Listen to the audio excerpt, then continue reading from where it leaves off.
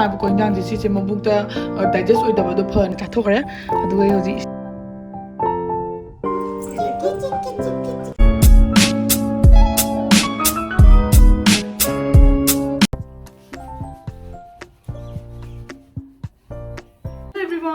ꯃꯣꯏꯒꯤ ꯆꯦꯅꯦꯜꯗ ꯇꯔꯥꯝ ꯅꯣꯛꯆꯔꯤ ꯑꯩꯈꯣꯏ ꯃꯆꯥ ꯊꯣꯛꯑꯦ ꯏꯔꯨ ꯊꯣꯛꯅ ꯂꯣꯏꯔꯦ ꯏꯃꯨꯡ ꯃꯅꯨꯡ ꯂꯣꯏꯁꯟ ꯈꯣꯝꯖꯟꯕ ꯂꯣꯏꯔꯦꯕ ꯃꯆꯥ ꯊꯣꯛꯁꯨ ꯑꯩꯅ ꯏꯔꯨ ꯊꯣꯛꯄꯤꯔꯦ ꯑꯗꯨꯒ ꯃꯥꯒꯤ ꯆꯥꯛ ꯍꯥꯟꯅ ꯄꯤꯖꯕꯤꯔꯦ ꯑꯗꯨꯒ ꯗꯨꯛ ꯊꯥꯗ꯭ꯔꯤꯕꯀꯣ ꯑꯩ ꯍꯧꯖꯤꯛ ꯗꯨꯛ ꯊꯥꯔꯅꯤ ꯗꯨꯛ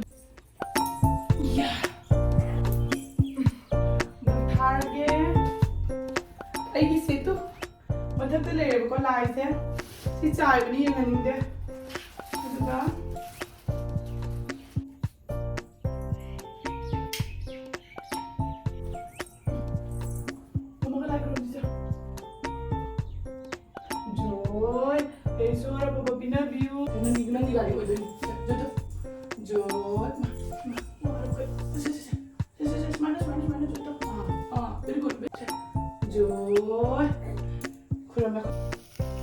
Ma'am, I give breakfast piece you in a torreboka.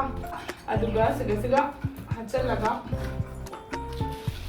Come how, Mercy, assume to come how.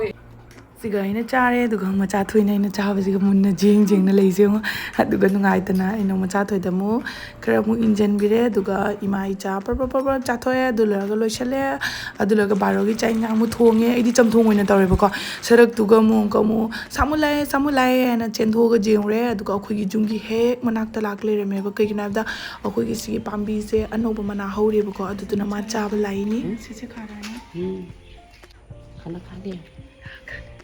अभी आए हैं अभी आया हम टीवी देख रहे हैं मैंने सो रहा है इसे आके भाग के आई मैं देख के लड़का को बुलाने के लिए नहीं जोड़ आ गया ना माना लाख मतम न मखोन अमत थोप यादेबको अदुना कोई तपि तपिना वारी सुनैनेबको मखोन थोदि मा जेंगा एकता थेंजनदे तौदेबा अदो मी तो बुदि कयिम तौदे योंको सिगा माकी लंबेन दे थतलायना तौइनेबा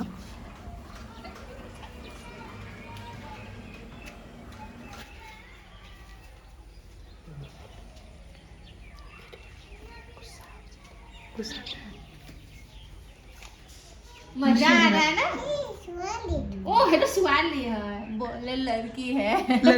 वो बान है आंटी आपको दीदी बोल रहा है ओ यामनदी नुंशियबको अदुगा लमेनबसु बिखुनी अदुदो आई मचा थोइसे पमना माना हौन कोना सानारिसे ngो si chahi ani phadore haibako aduga manane ichanupi chupu chupi bene lore नहीं वो मुंह में नहीं लेना अदुगा मुग लोरकपदा टीवी सेम मुलाए अदुना आइना टीवी मुग सेमहल्ले अदुगा सी लोरकपदा कोगी जनम आइना निनी पुरागा थायबको अदुगे होजि इसिंग चाइगेना तौइनी खितंग म्यामदसु जिंगहलकेबको अदो म्याम वीडियोस की मरत नाइसली Mamaearth के नेसनेबल सनस्क्रीन क्रीम म्याम शेयर तो जरमगे अहमद आइना तौदुरी से Mamaearth की vitamin C daily glow sunscreen असि से कोई स्किन दा प्रोटेक्शन पीबत नतना हानदगी सन डैमेज होरब स्किन दो माना फलक पंगामी SPF 50 and PA+++ प्रोटेक्शन ने बको सिदे यावरी से ब्राइटनिंग ओहलक पदनतना ग्लो मसु मसा मतन नेचुरली लाकने बको अदुगा मागी टेक्सचर से यामना लाइट वेट नी नॉन स्टिकी ओय अदुगा कोई स्किन दे यामना ऑब्जर्व तोबंगामे अदुगा सी से मेडसेफ सर्टिफाई नी which means no toxin no harmful chemical अनगो द ऑप्शन अनि लेबको हानबगे ऑप्शन सिना सिदा लेरे सिना Mamaearth के अल्ट्रा लाइट इंडियन सनस्क्रीन नी सेसगे कैरोट मरुगी थाव लोनना यांगंग अदुगा ऑरेंज की थाव यावेबको SPF 50 and PA+++ प्रोटेक्शन नी सिदे यावरी से कोई इंडियन स्किन टोन सीडी नुसा फंगबगा काथेक्टर ने अदो काथेरोदबनेबको माना प्रोटेक्शन पीदोइनी अदुगा मसिना बु Mamaearth की rice sunscreen gel with rice water and niacinamide ने पोनतना सेम भारगदी rice water niacinamide glycerin aloe vera सिगुम पोनतना सेम पनी in the blemishes and essence care su phanbangami it has a non-sticky and lightweight formula that gets absorbed into the skin easily without leaving any white cast Mamaearth plastic positive and Indian brand ni skin type su yagani aina uchariba products sing sigi link agi description da leibani ri changaga yingbiu ko aduga yi coupon code su thamjaram kasar 2023 ma'am ने use तब तारगदी 20% discount फंगदोइनी अदुगा Mamaearth की quality फबा मना अखोइना पोचै लेबा खुदिंगी की order दो website का link तोरगा ने पामी मम थायबको 2025 तो 1 million 3 सियोनबगी मोगी एम नी अदुगा Mamaearth की प्रोडक्ट पुरा फ्लिपकार्ट Amazon नाइका पर्पल पुनमक्ता अवेलेबल होइगनी अदु नत्रगसु नोगी अनकप स्टोर दसु सोइद्रमगी फंगनी करिगुंबल अनकप स्टोर लेबिबा तारगदी कमेंट हाइबिरमुका इचानुबी जो पोसल लगनी कोइना तौरुदसे मचागी फिरोन सिदा खरा मलेरेदना अदुगा ꯇꯌꯦꯡ ꯍꯜꯂꯛꯀꯦ ꯑꯗꯨꯒ ꯁꯤꯒ ꯅꯣꯟꯊꯔ ꯆꯠꯇꯣꯏꯅꯤꯁꯦ ꯅꯣꯟꯊꯒꯤ ꯀꯩꯅꯣ ꯑꯃ ꯆꯠꯊ ꯁꯤꯅ ꯑꯩꯒꯤ ꯐꯤꯔꯣꯟ ꯁꯨꯃꯥꯏꯅ ꯃꯃꯥꯡꯗ ꯐꯧꯋꯦꯕꯀꯣ ꯑꯗꯨ ꯃꯌꯥꯝꯁꯤꯗ ꯂꯩꯔꯦ ꯁꯤꯗ ꯂꯩꯔꯦꯕꯀꯣ ꯏꯆꯦꯅꯝꯗꯣ ꯅꯦꯅꯦꯅꯗꯤ ꯂꯣꯏꯅ ꯄꯥꯝꯕꯤ ꯍꯧꯔꯒ ꯄꯤꯔꯛꯄꯅꯦꯕꯀꯣ ꯑꯗꯣ ꯑꯩꯅ ꯂꯣꯏ ꯊꯗꯠꯈ꯭ꯔꯦ ꯆꯥꯊꯣꯛꯈ꯭ꯔꯦ ꯑꯗꯨꯒ ꯑꯩ ꯍꯧꯖꯤꯛ ꯏꯁꯤꯡ ꯈꯔ ꯊꯥꯕ ꯍꯧꯔꯦ ꯑꯗꯨꯒ ꯑꯩ ꯈꯔꯁꯨ ꯆꯥꯎꯖꯔꯛꯑꯦꯕꯀꯣ ꯁꯤꯗ ꯂꯩ ꯄꯥꯝꯕꯤ ꯈꯔ ꯑꯩꯅ ꯊꯥꯖꯕ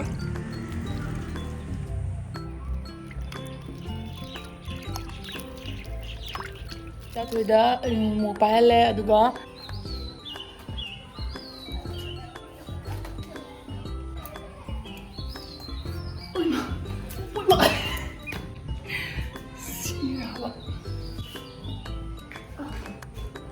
ꯏꯆꯥꯅꯨꯄꯤꯁꯦ ꯀꯟꯅ ꯇꯨꯝꯃꯤ ꯐꯦꯟ ꯃꯆꯥ ꯑꯃ ꯊꯥꯕꯤꯔꯦꯕꯀꯣ ꯃꯥꯁꯦ ꯇꯨꯝꯕꯗꯣ ꯐꯖꯅ ꯅꯨꯡꯉꯥꯏꯅ ꯇꯨꯝꯖꯅꯕ ꯌꯥꯏꯅ ꯑꯩꯒꯤ ꯆꯝꯐꯨꯠꯇꯣ ꯁꯤꯒ ꯂꯩꯔꯦ ꯑꯗꯨꯒ ꯑꯣꯝꯂꯦꯠ ꯑꯃ ꯍꯧꯔꯦ ꯑꯗꯨꯒ ꯆꯥꯛꯁꯦ ꯆꯥꯔꯛꯑꯒꯦ ꯑꯗꯨꯒ ꯃꯍꯥꯎ ꯇꯪꯉꯛꯑꯒꯦ ꯀꯣꯕꯤꯒꯁꯦ ꯁꯨꯃꯥꯏꯅ ꯃꯄꯥꯛ ꯃꯄꯥꯛ ꯁꯣꯏꯔꯒꯅꯦ ꯌꯦꯡꯉꯣ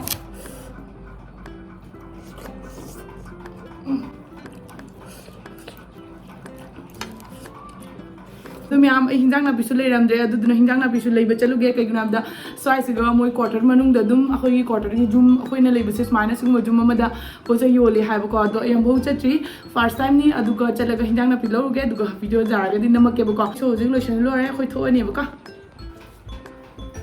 ꯃꯆꯥꯈꯣꯏꯁꯦ ꯐꯝꯍꯜꯂꯒꯦ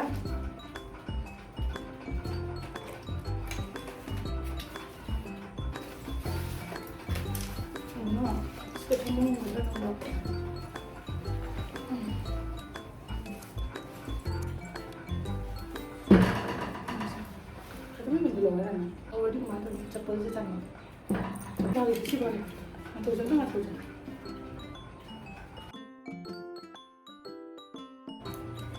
कई ममानु से हाचल लेम तो फजन नंबी हजिक मासे फोकस माइ तौबीरे अदुगा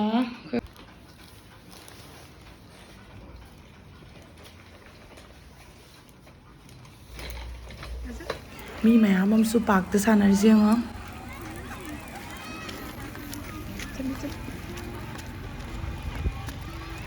अदो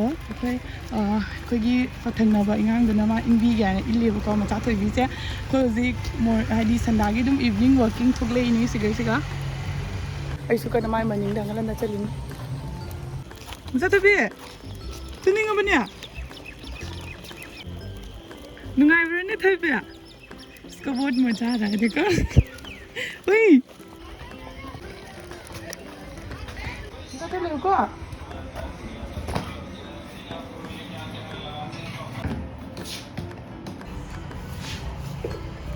Emma, मैम अखोई हिंजांग नापीसु लौरेबको अदो होजि लोरे मचा थोइसु कन्ना इनबीरी अदो युम चंग अनि ngaतंग लेरदि ममजलेबको लाइट मंगानसे मसिदना खर लाइट मंगानसे उइ लाए दो फिरोन लथे मा कुमधनिंगद्रे मरु ला ला लाओ कुमधरसे लाओ लाओ लाओ ने तो बे कना का सानैनो ने हा नंगे फ्रेंड के सानैरो दीदी का अखोई मचा थोइबिसे याम लुना तवेबको अखोई मखागी दीदी ही ngang अदुगा अइना सिगैसिगा आपेलगा अंगुरगा चानबगी थंबीरे अदुगा इ चा म लोलेबको दो मोय मामा दुसु अइना लाओ अइना कौरे अदुगा अखोई चा थकमिनारगे संगोमजु लोइथोखरेबको अदुदुना यंगो चा से लिखरे अदुगा अइना जुमदे लेबा चापोट खरा पुथोगा अदुगा सिगा थमगा चामिनारे अदो मुंजिकी दीदी सुसु अखोई मचा याम लु तवेबको तविसे मोमा मचा चंगदा इ चानुपीजिगा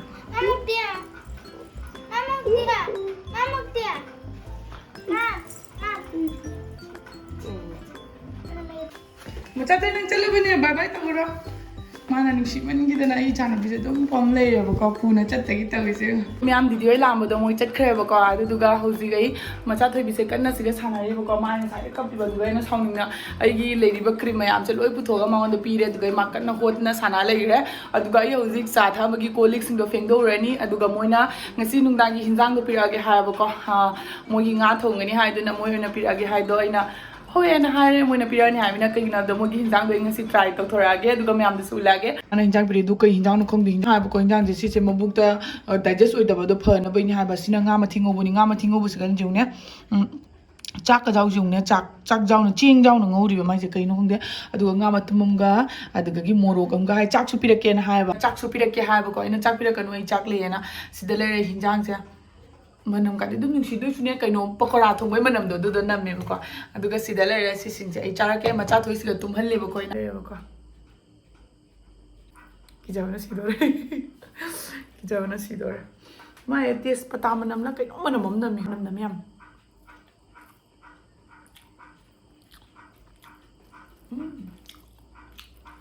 하오예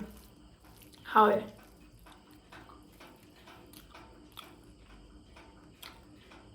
카멘 종분 말들 아니 뭐 깡어우다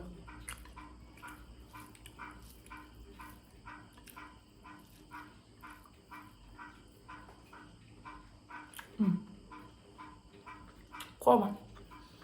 깡어우자 카방어 nga마티 nga마리 깡어우버네 막 하오예 ꯑꯗꯨꯒ ꯃꯌꯥꯝ ꯍꯧꯖꯤꯛ ꯅꯨꯡꯗꯥꯡꯒꯤ ꯄꯨꯡ 1 ꯇꯥꯔꯦ ꯍꯧꯖꯤꯛꯐꯥꯎ ꯇꯨꯝꯗꯦ ꯅꯨꯡꯊꯤꯟ ꯇꯞꯇꯥꯏꯅ ꯇꯨꯝꯊꯣꯛꯑꯒ ꯑꯩꯉꯣꯟꯗ ꯑꯣꯠꯂꯦ ꯑꯗꯨꯒ ꯉꯁꯤꯒꯤ ꯚꯤꯗꯤꯑꯣꯁꯤ ꯁ꯭ꯋꯥꯏꯁꯤꯒ ꯂꯣꯏꯁꯤꯟꯖꯔꯒꯦ ꯕꯥꯏ